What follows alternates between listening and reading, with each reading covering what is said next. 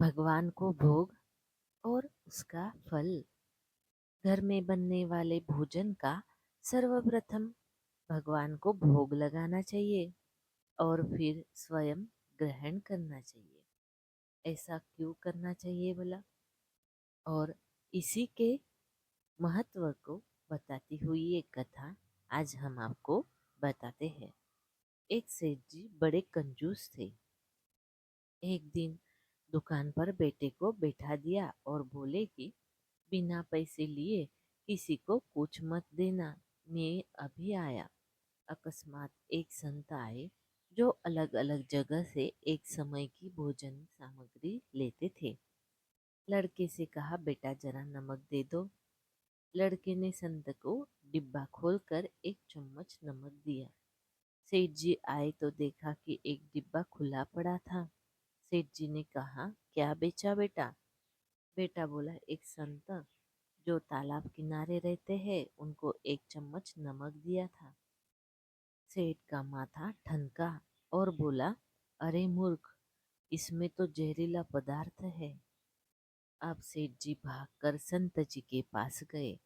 संत जी भगवान के भोग लगाकर थाली लिए भोजन करने बैठे ही थे कि सेठ जी ने दूर से आवाज दी, महाराज रुकिए, आप जो नमक लाए थे वो जहरीला पदार्थ था, आप भोजन नहीं करे।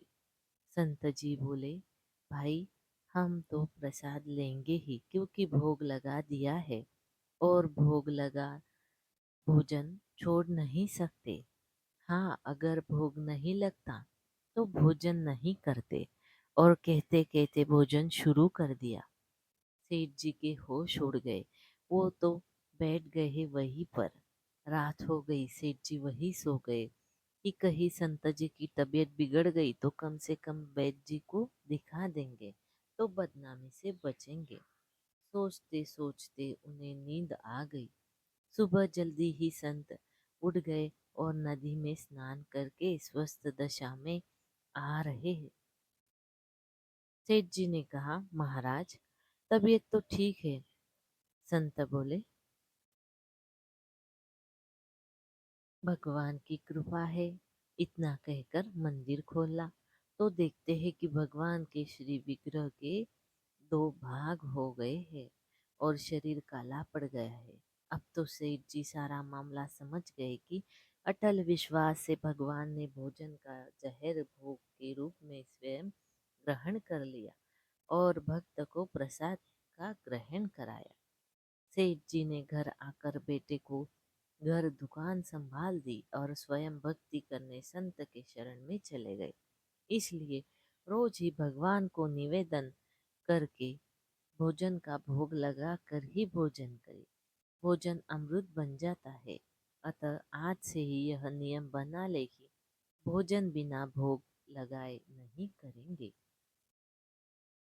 दोस्तों, आपको ये कहानी अच्छी लगी हो तो हमारे चैनल को लाइक, शेयर और सब्सक्राइब जरूर करें। धन्यवाद।